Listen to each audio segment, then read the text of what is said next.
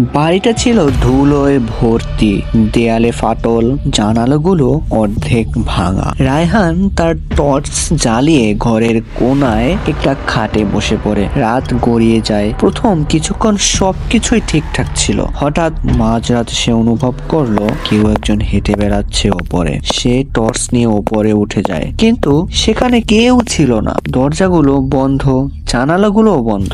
সে ভাবে হয়তো কল্পনা করছে। কিছুক্ষণ পর নিচে ফিরে এসে দেখে দরজা বন্ধ করে সে বন্ধ ঘরে আবদ্ধ আছে। তখনই টান টান উত্তেজনার অংশ।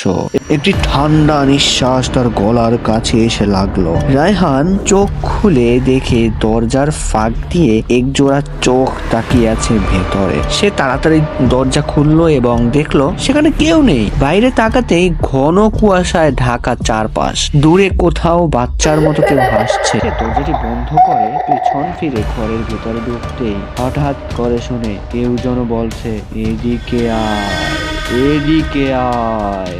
সে দরজাটি বন্ধ করেই তৎক্ষণাৎ সকল লাইট অন করে দিল। সেই সময় সে খেয়াল করলো তার চারপাশে কেউ নেই।